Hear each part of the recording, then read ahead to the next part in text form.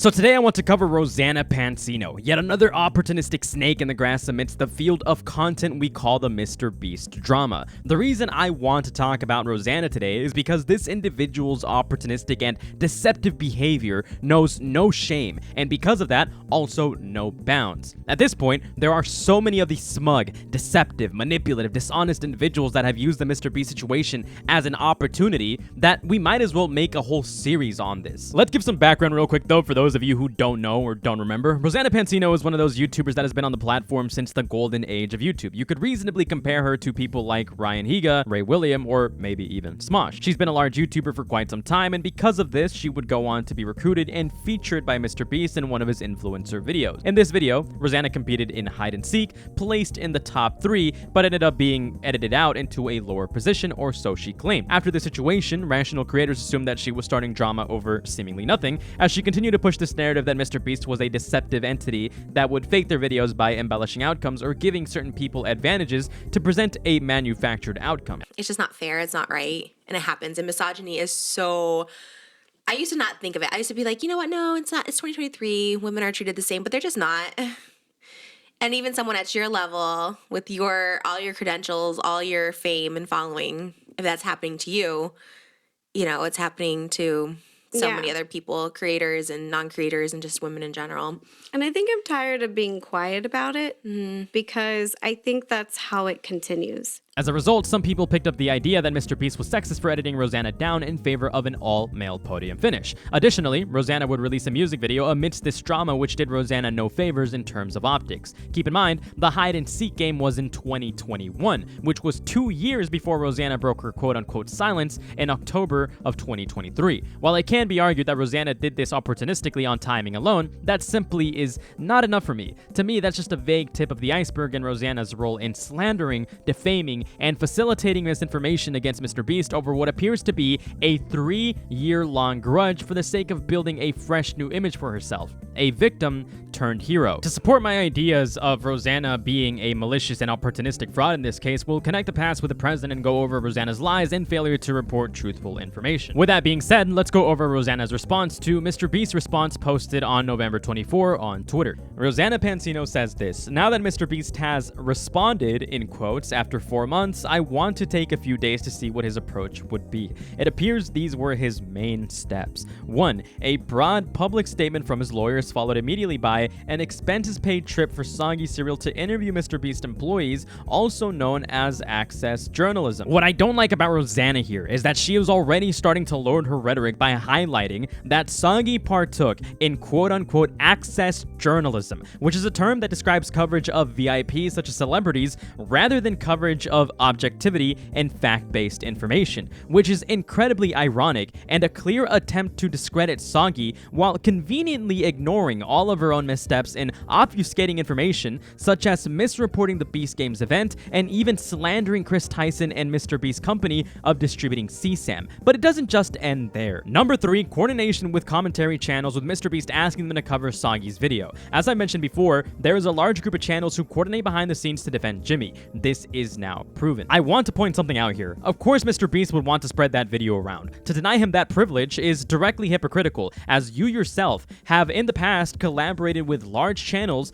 to add insight to your hide-and-seek story. Not to mention that this is a perfectly rational thing to do. Of course, you'd want lies levied against you to be cleared up by someone who fact-checked someone who is now known to be a largely dishonest fraud with an axe to grind. You accuse commentary channels of colluding with each other to defend Mr. Beast, but there is quite literally no evidence to suggest that anyone wanted to do this in the past 4 months, as it quite literally would have been career suicide to do so, as it went against the ongoing popular opinion. Additionally, it's incredibly ironic to say that, as you yourself have also been working behind the scenes with Dogpack, Jake Weddle, and who knows whom else to actively spread these defamatory allegations with coordinated lies and deception. I mean, look at who got invited to the set of Rosanna's new podcast after Dogpack was proven to be a malicious liar. You know what they say, don't throw stones in glass houses. 4. A favorable softball interview with Oompa Tumpaville, also known as a puff piece. Again, Rosanna, you can't be loading your rhetoric with these words, attempting to try to discredit these individuals if you yourself are guilty of constantly lying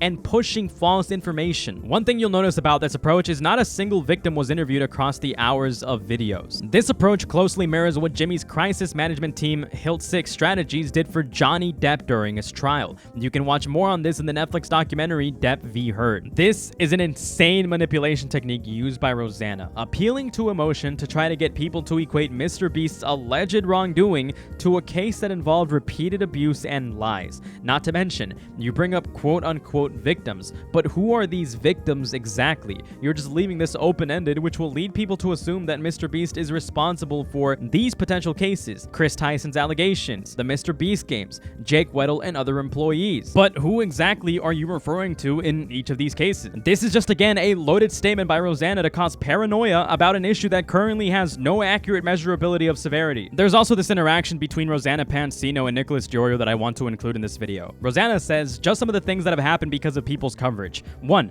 Jake Weddle compensated. 2. Mr. Beast finally having to respond to Mission Flight after not responding for at least 8 months. 3. Bigger crew hired for Mr. Beast games after the disastrous Las Vegas shoot.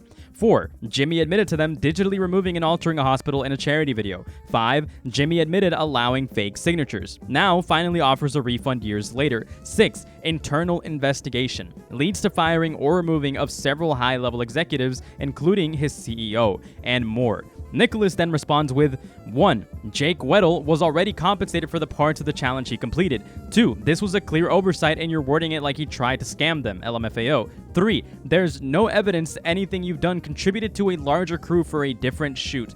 4. You massively misrepresented the significance of this edit. 5. This is not what he admitted and that's not why the refunds were offered. 6. The internal investigation was launched because of the Ava allegations, something you can't possibly pretend to take credit for. I also want to cover Lava's response to Rosanna because Lava is one of the individuals that was falsely assumed to be a victim of Chris Tyson. And Lava says, "Don't you fucking dare take credit for the internal investigation or act like you spearheaded any of this. How insane are you? You are so absolutely full of yourself. Address your friend lying about everything." Lava also made a quote tweet where he says this dumbass is in damage control. I have no respect for her or Dogpack after they continue to bring up the situation regarding me in their money farming videos. After my situation was investigated by million-dollar lawyers. The fact that they clickbait what they thought is CP and still have the video up after it's been disproven. People like Rosanna do not care about what actually is going on, but only about their view count in a half-assed podcast. You deserve to be edited out of that video that started this. Her actions have single-handedly ruined possible allegations, if there are any, making real victims of CP feel like they will just be clickbait. You are a scum and deserve any legal action that will be taken against you. And Lava is absolutely correct. This type of dishonest and opportunist behavior just ruins the possibility of any real victims being taken seriously now that there is so much doubt in people's minds. Also, there's the very real possibility that people will take after their example and conduct dangerous and ill-executed exposés in the future. People that will think it's perfectly fine to show censored CSAM to thousands of people. Hell, I mean, people like Cam Nuggets exist. And now that we're on Rosanna's opportunistic tendencies, let's cover just how opportunistic she really is. While I can't directly prove that Rosanna has been opportunistic in the past, utilizing the hide-and-seek example, I can, however, point out how it has been in her best interest to cover and sensationalize the ongoing story with Mr. Beast, no matter how wrong her information can get. As we can see from her yearly statistics, after a large decline from January and then March, we start seeing her stats rise again in July,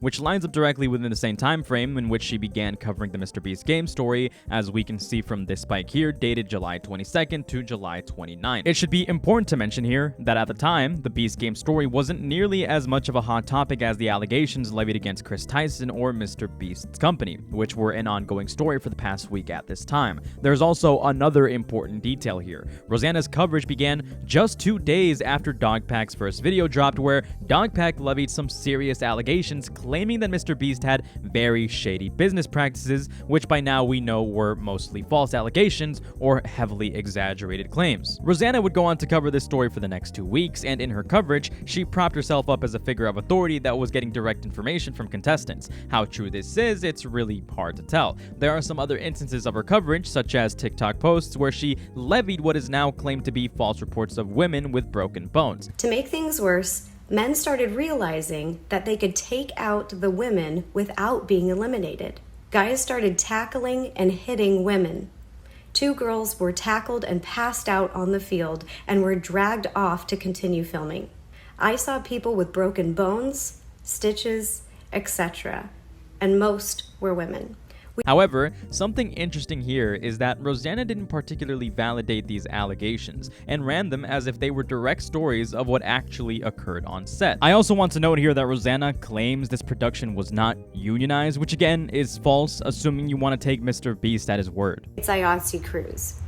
Now, I'll have more info on this in the future, but a higher up in the industry who I trust more than anything, literally, you guys, I trust him with my life, and I know that sounds dramatic, but that's truly how I feel about this person. They said that Jimmy and his team specifically requested that Beast Games be non-union. This is for a few reasons. Mainly so Jimmy wouldn't have to pay the crew benefits, but also these unions require very strict safety guidelines. People have claimed, like, we didn't use unions because I didn't want to pay people fair money, when that was just a flat out lie. We did use unions, and like that there are dozens of broken bones, and which is like crazy to think that I'd be like, oh, 10 people broke their bones, let's keep filming, you know what I mean? Like that doesn't even make sense. After like that claim came out, like we literally called 1,950 contestants of the 2,000. We couldn't get a hold of all 2,000.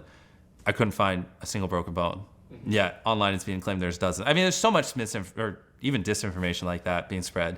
It's funny because Rosanna likes to talk about other people's journalistic practices, yet she herself partook in sensationalism, covering unvetted stories that could have been exaggerated or outright wrong. Also, something funny that I'd like to mention, she didn't just post these on TikTok, she posted these across multiple different platforms, including YouTube and Facebook, which contributed to a lot of viewership. At least for that last week of July, that is. Rosanna continued her coverage on Mr. Beast for the following months, posting video after video, going over more and more Mr. Beast allegations. A trend you'll notice here is that at this point, her coverage on Mr. Beast now far surpassed viewership she received across any other video. So it should come to no surprise that she actually made a statement claiming she was now interested in covering not just kitchen content, but also drama content, as it was always her dream to be a journalist. How about that? As we can see on the graph here again, we see that there are brief spikes here to compensate for another low point. What are these videos, you may be asking? Well, they're both videos on Mr. Beast where Rosanna implies Mr. Beast is a dangerous individual by hyper-focusing on moral outrage bait. To summarize real quick, this video here, Rosanna simply reacted to Dogpack's video in regards to James Warren and LaQuoya Hill. Despite her cringe reactions and inputs, I have to be fair and say that she didn't really do anything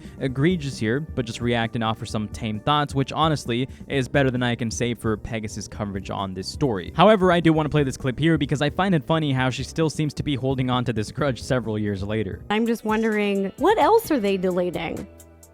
Creator Games 3 footage? But as you guys know, I'm currently undefeated against Logan Paul in the game Hide and Seek. This video here in particular is when things start taking a turn for the worst in Rosanna's coverage, and based on the timeline of events is when we start seeing Rosanna going mask off. In my opinion, it is clear as day that Jimmy has a gambling problem. I am sympathetic to gambling addictions. I actually know someone in my personal life who suffers from this, but he's not just hurting himself. He is exposing children to gambling. And I've also heard it's even escalating more. I've heard from Beast Game contestants that it feels like he's gambling with their lives. And based on the amount of injuries they've told me in private, I could see why they think that. Again, I am sympathetic to gambling addiction, but it becomes a bigger problem because I have heard from multiple people close to Jimmy that he pressures his friends and his employees to gamble. This is more sensationalism, more embellishments of reality, more disgusting hyperbole, absolutely dog shit journalism that will only lead people to assume the worst thing of an individual. It's obviously meant to strike outrage without offering definitive information. Rosanna chooses her words carefully. She knows what to say to frame it in the worst ways possible. It's called doublespeak. She could be offering part of the truth here while also using the phrase gambling with people's lives in the Mr. Beast game situation because it only helps drive the snail further further she's got on Mr. Beast. And issues like these and misframings occur so often across most of Rosanna's coverage on Mr. Beast, which makes her an incredibly deceptive and dishonest individual that honestly, you shouldn't be paying any attention to if you've been following her for any amount of time. Anyways, to keep this video shorter than 20 minutes, let's go back to the graph. Look at this huge spike in October. I wonder where this could have possibly come from. That's right, it's the video where she and Dogpack slandered and falsely accused Chris Tyson and Mr. Beast Company of distributing what they believe to be CSAM. On top of the moldy Lunchly video. I have to be clear here because somehow that got more views than that video. The biggest issue here is that this entire video was misframed and responsible for spreading some of the harshest lies in this entire situation. In this video, Rosanna and Dogpack claimed that this was a work group chat. However, if Dogpack did an ounce of research and read the beginning of these logs, which he claimed he was going to release in full and was currently censoring for release, he would have realized that this was in fact not a work group chat. On top of that, they falsely claimed something was CP, which led to the belief that Chris and Mr. Beast Company were in possession of something so disgusting. There were also rumors that stemmed from this video, such as Mr. Beast being into cannibalism over the discussion of a stupid meme. And the video is still up, not taken down, even though it's featured a significant amount of misinformation and even implicated Lava GS of being endangered for winning a CSGO knife of all things. And the person that Ava is accused of grooming, she met through Mr. Beast. Lava, who's the person Ava's accused of grooming, won a Mr. Beast giveaway. The giveaway was also a knife, which is bizarre because he was, what, 13 at the time? That is so dangerous.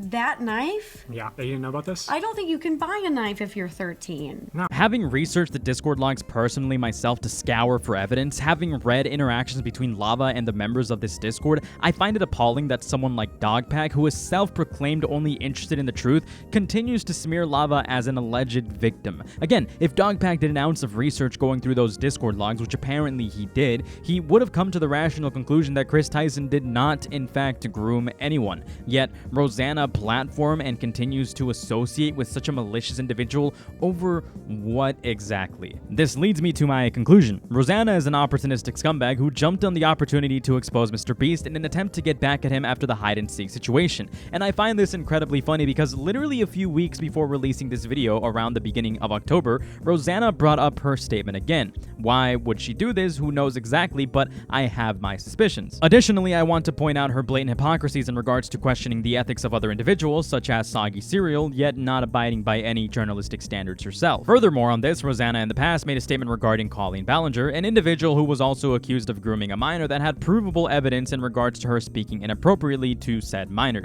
In this statement, she basically says that there are two sides to the story and that we should not peer pressure her into speaking before she is ready. Well, it's funny you say that, Rosanna, considering you weren't ready to consider the story regarding Chris Tyson's messages, Mr. Beast, while ramping up the pressure of him addressing all of the allegations. And before I end off, let's not forget the countless errors, sensationalism, and outright poor journalism that Rosanna has been responsible for spreading over the past 4 months, something that she has yet to correct over what I consider to be an opportunistic grudge she holds against Mr. Beast. That's all I got for today. Later.